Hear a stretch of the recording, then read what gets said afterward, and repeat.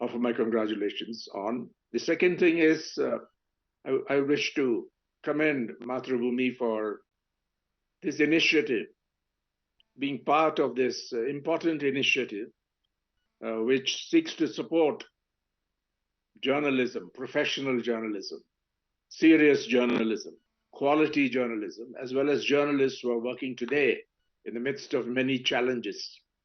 And that, I think, is something important. And I congratulate Mathrubhumi for bringing together people from different areas, including different media organizations in the country. And I expect this day's events to be significant, a significant contribution to strengthening our trust in news and strengthening the profile of professional journalism and media. I'll share some slides, if I may. I won't do just that, but just to highlight what we are talking about.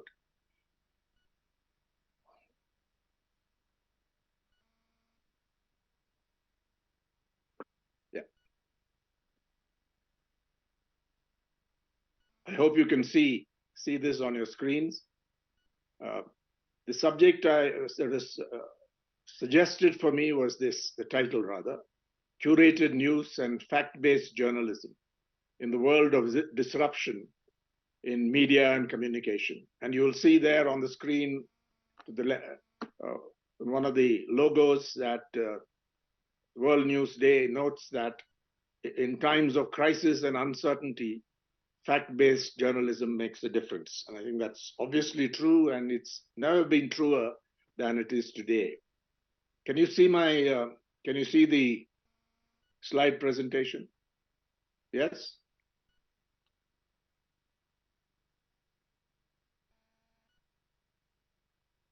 The first question is, what is curated news? News understood in a generic sense. So what does curated mean? And that's the definition from the Oxford English Dictionary. I took it online. Selected, organized, and presented using professional or expert knowledge. In the old days, we heard a lot about citizen journalism, which has its value and place in the scheme of things. But it cannot really compare with curated news. That's the point we wish to make. Selected, organized, and presented using professional or expert knowledge. Of course, there's a place for people who are not expert, who are not professional in their approach to news. We learn from them. We learn many insights from them. But at the end of the day, you need curated news. Curated news is very, very important. What is fact-based journalism? I think all good journalism has to be fact-based. Of course, there is opinion, there is comment, and so on. But all that has to be rooted in facts, which is why Mathrubhumi's values, the values of many of our legacy media organizations, include a commitment to truth-telling, apart from equality, liberty, and so on, freedom, and so on. So what a simple definition offered in this book by George Brock, an experienced journalist who's also taught journalism in London. Systematic, independent attempt to establish the truth of events, not that, and issues that matter to a society in a timely way. This encapsulates many of the things we are talking about for serious or quality journalism, that it's an attempt. Sometimes you fail. As the managing director of Mathrubhumi mentioned, sometimes people make mistakes, but we make a sincere effort, an independent effort, a professional effort to establish the truth of events and issues that matter to society in a timely way. Another definition is it's a form of expression or brain work. It includes making news judgments, gathering evidence, that's important, constructing narratives to engage readers and the audience, and making sense of things. These are some of the key things that journalism, professional journalism, seeks to do. It is an intellectual pursuit, brain work. It includes making news judgments, which is important, which is not, which do you put on a front page or on primetime news or whatever. What do you prioritize? How do you gather evidence about things that are hard to access? How do you construct narratives? How do you make it interesting, attractive? The presentation, design comes into it, and making sense of things. We help ourselves. We have to make sense of things, and we help our audience to make sense of things to the best of our ability. And it's a method. I would like to underline the word method. It's a method. Professional journalism is above all a method. It's not just the aim. It's not the end result. We make an effort, and we have to adopt a certain method, and I'll come to that, a scientific method to capture and represent the world of events and ideas as they occur. That's the challenge. Just one point is important. Sometimes media and journalism are conflated or confused in public discourse, in media marketing discourse.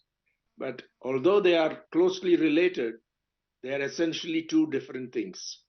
When we talk about the state of the news media, we are basically talking about the state or fortunes of the industry. That's important. That backs journalism. Journalism springs from that.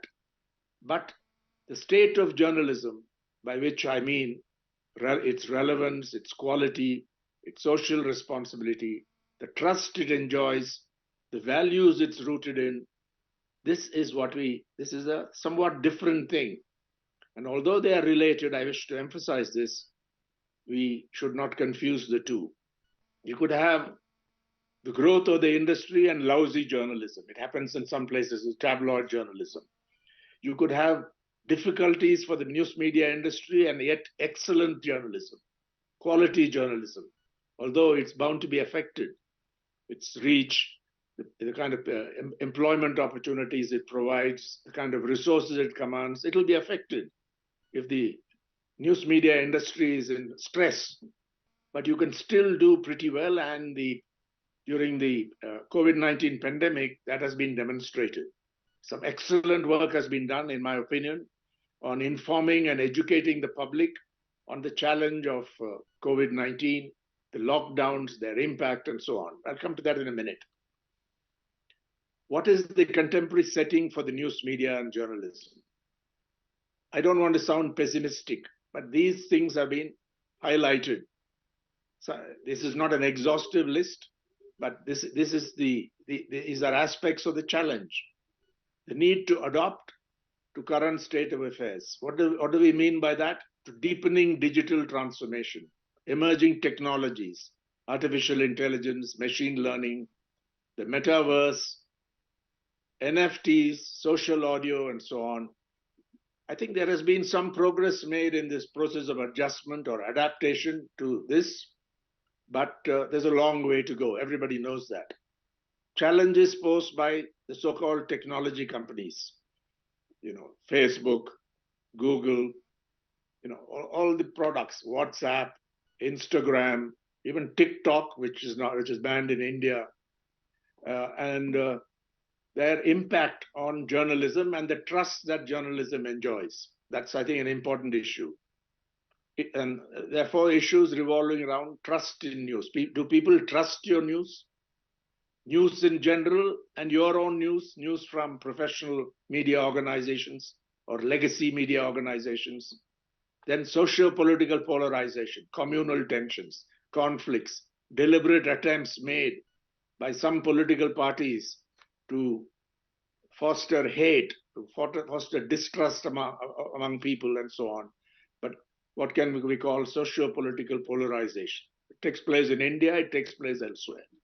The impact of the Ukraine war, this inflationary pressures related to this, but it's become a major problem in many parts of the world, developed as well as developing countries. The cost of living crisis, whether people can afford even online subscriptions, its impact on news consumption and paying for news.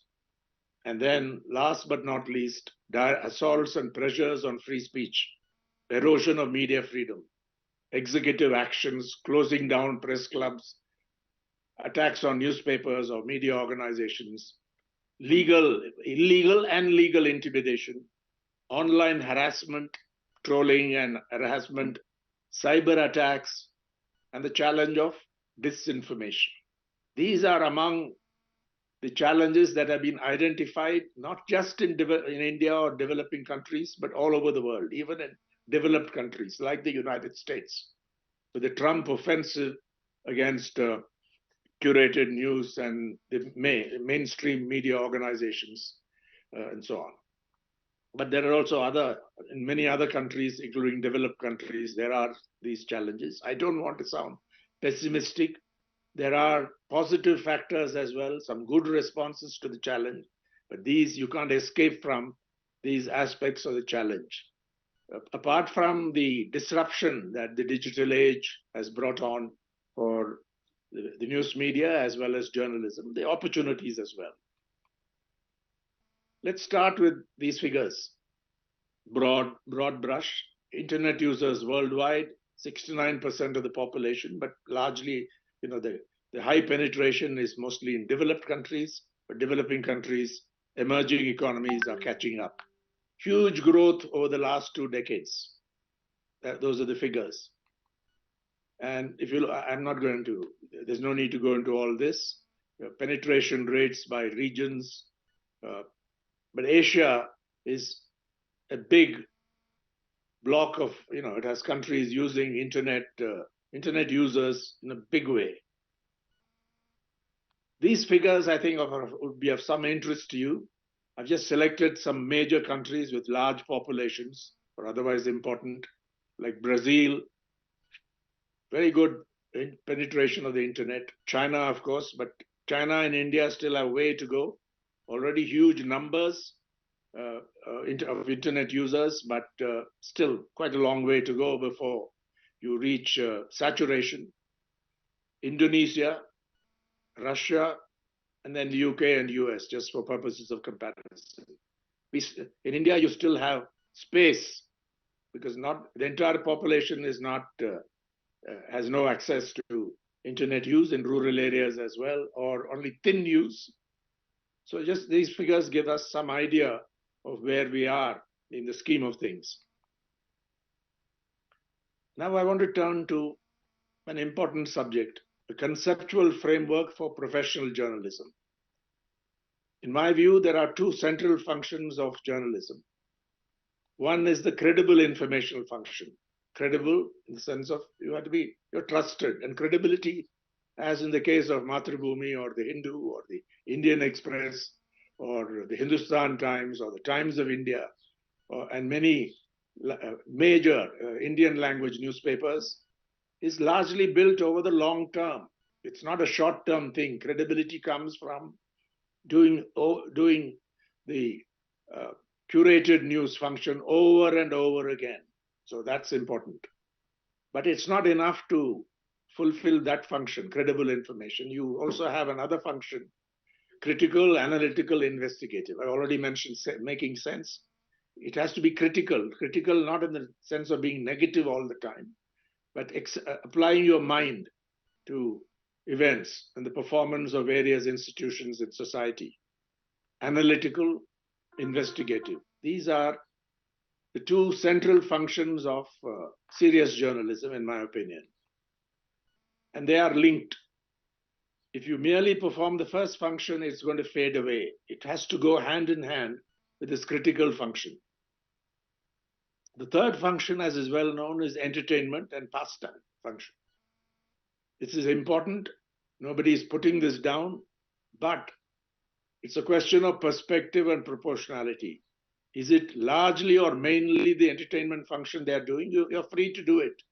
There are media houses, publications that concentrate almost completely on entertainment. Fair enough.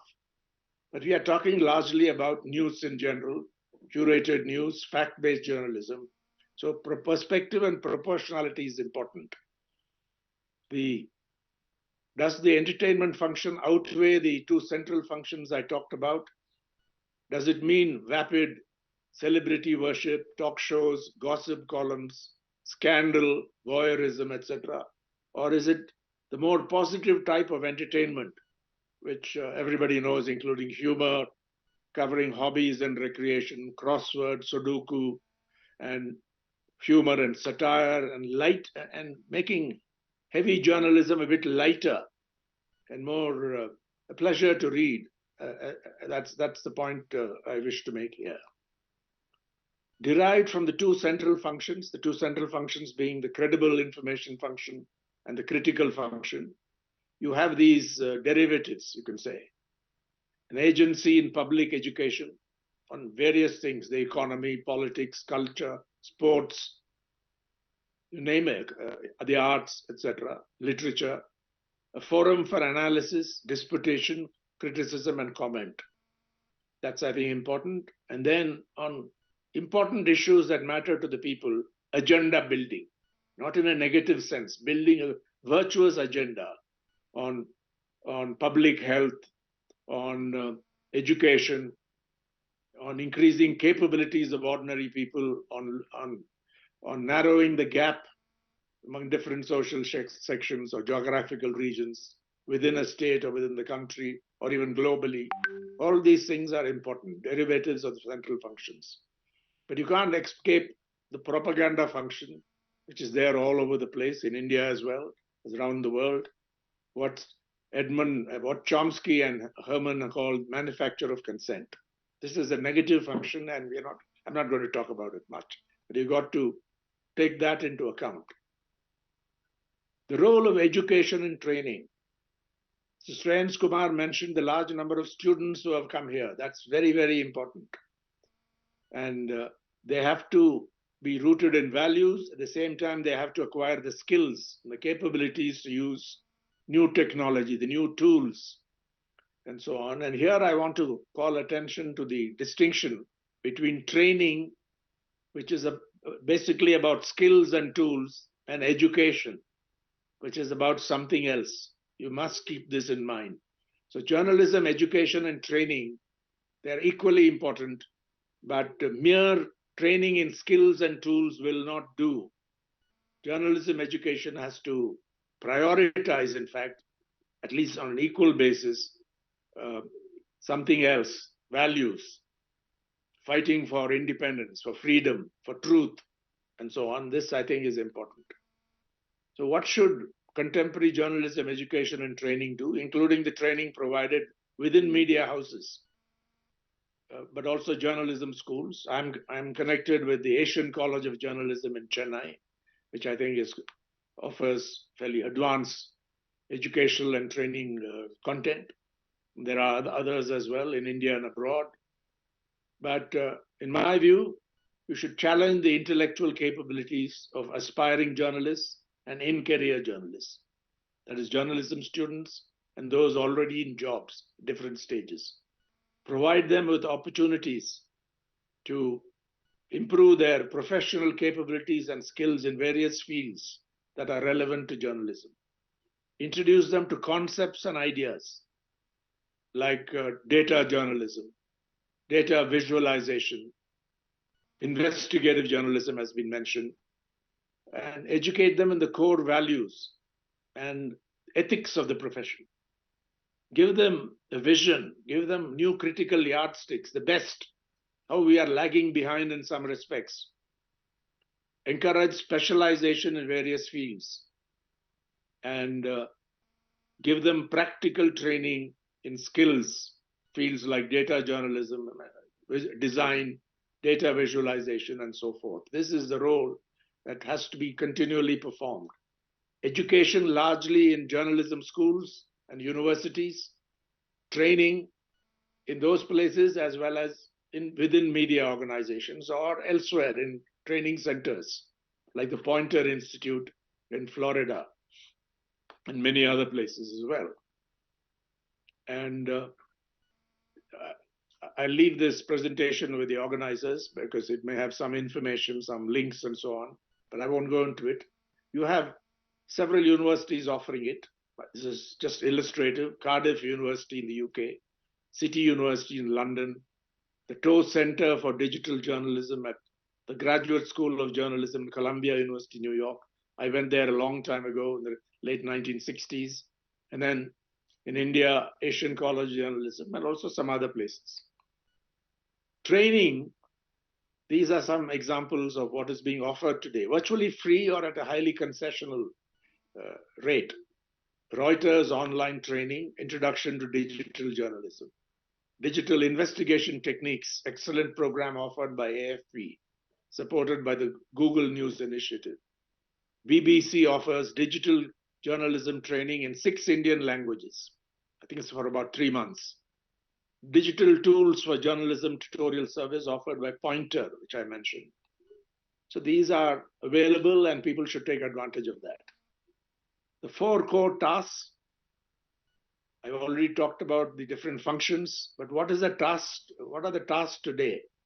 And here we have some good guidance, again by George Brock, for example. There are also others. But among serious thinkers on journalism, there is a virtual consensus that these are the tasks that should be provided by people trained in their work, do curated news, fact-based journalism, in other words, professional journalists. 1, verification. 2, in no particular order, sense making. 3, bearing witness.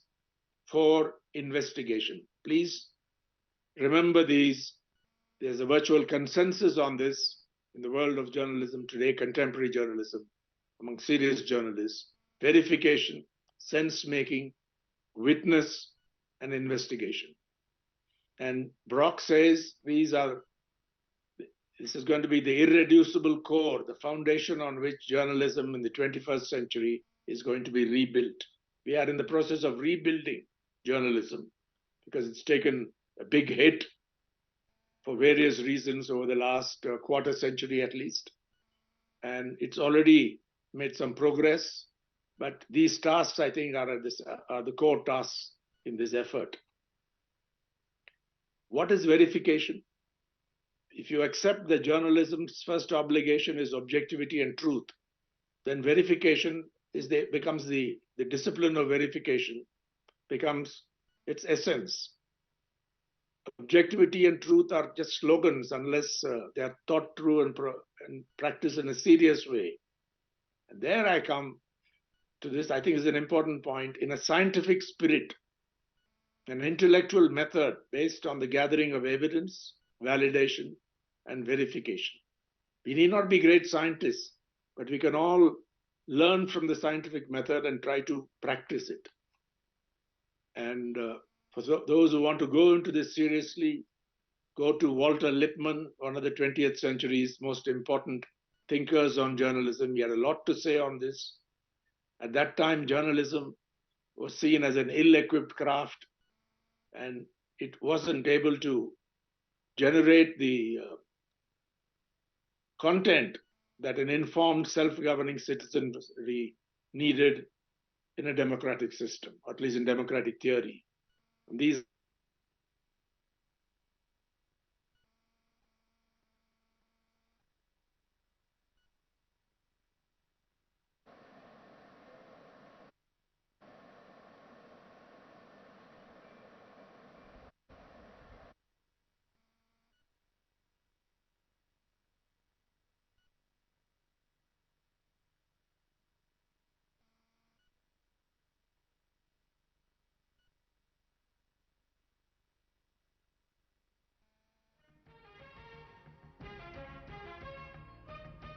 Mathrubhumi, swandam, swandam, kootukari, kootukari. We seem to have had a technical difficulty. We're trying to regain the connection. Thanking you for your patience.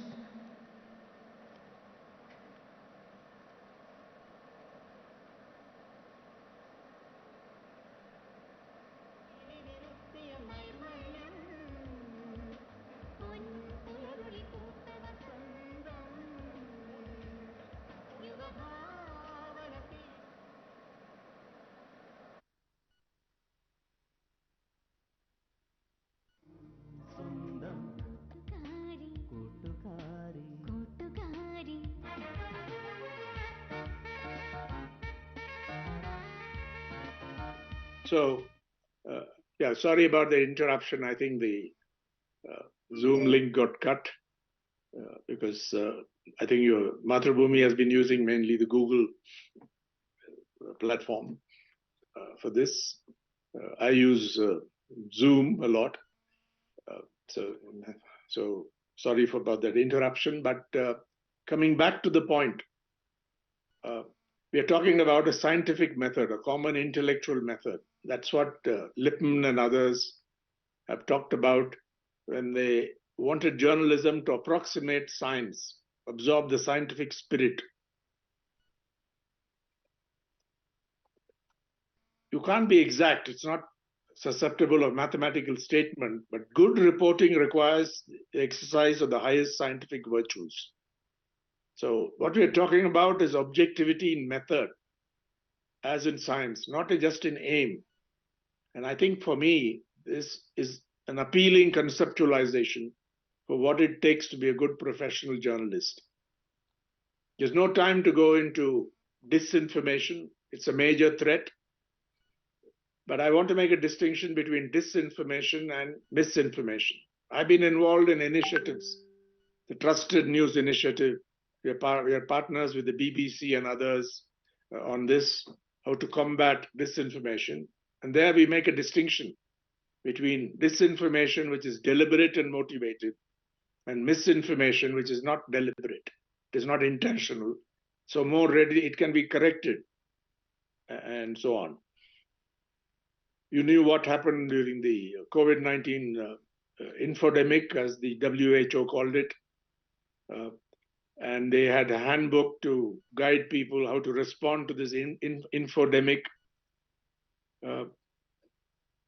It had a huge impact. People died as a result of this epidemic. But professional journalists, I think, have done a very good job during a period of stress for the industry. The industry took a huge hit, at least for 2 years. Today, it's in a process of recovery, robust recovery, I would say. But during that period, despite the stress, despite the layoffs and so on, professional journalists and established media organizations like Mathrubhumi and various others in our country did an excellent job in informing and educating readers and listeners where applicable on the pandemic, its consequences for people's lives, health, livelihood, and well-being. I think this was a very important function in Kerala. Although the large number of cases, there were relatively fewer deaths than in many other states in Kerala. And part of this credit must go to the media, to curated news, to fact-based journalism, to the legacy media organizations, on the tools and individual and social behaviors that were required, on the development of diagnostics, therapeutics, vaccines, and so on. This was an admirable performance by the media. And in some cases, real expertise was brought in to the coverage of these events. But there were also, on the other side, disinformation, claim that dry ginger can cure Omicron, bogus. Then you Ramdev's famous or notorious claims about coronal being a cure, and finally the ICMR and the Ayush Ministry had to distance themselves from the so-called cure, shown to be completely bogus. Then other kinds of disinformation, child theft rumors, the burqa-clad woman, not a child, this is from Alt News, they did their fact check, fake messages claiming child kidnapping cases in Mumbai. And not only in India, even in Leicester, in the UK, social media causing tensions, communal tensions between Hindus and Muslims living in Leicester, from the Guardian and the BBC here. And the latest major exercise in disinformation, the so-called coup in China. They said that the President Xi Jinping was under arrest, a military coup and all. It's totally bogus. Started by a tweet from Jennifer Zheng, the US-based Falun Gong activist, serial disinformation specialist, and so on. They had to swallow the original story, saying, no, it's not true, and today we know it's not true. And there are good initiatives to build trust what you say is sacred, facts are sacred, international fact-checking networks, good fact-checking websites like Alt News and Boom in India, and so on. So finally, I want to end. I'm sorry I've taken a little more time than was expected, allotted, but these things are important, so you'll forgive me for taking a few more minutes. I want to end on this note. The World Editors Forum put out these 5 principles to help rebuild trust: credibility, independence, accuracy, professional ethics, transparency. That means be transparent about what you do. Open up your newsroom to the public, provide access in some way, whether it's online or offline, depends on you. And cherish pluralism. And these, I think, will help to build, confirm, or strengthen trust with the public. What they call next level journalism, I don't know if such a thing exists, but anyway, that's the term they use. It's distinguished from non-curated news, or all that stuff that's out on the social media and the messaging apps and so on. Vigilant and diligent questioning, verification of material circulating on social media. Embrace the social media as a source of information, but check. And you can use social media as a platform for leveraging your professional content, your curated news, your fact-based journalism. But don't be taken in by everything that circulates there. So the mission of journalism, World Editors Forum says, is to serve society by providing high-quality verified information and establish news brands as a trusted certificate of origin for content. Mathrubhumi is a trusted certificate of origin for content because it enjoys that trust. The trust also takes hits as a result of what circulates on the news media. They may not like a story. So some deliberate attempt is made to undermine public confidence in your own stories by making various allegations. And then you have to go beyond basic facts, encourage, as I mentioned earlier, analysis, provide context, do investigation, informed expression of opinion, not just assertions, provide knowledge that empowers. And it's driven by trust, social relevance, legitimate interest, and truthfulness. And everything depends on the people in the field, both journalists and non-journalists working for media organizations, including the marketing people.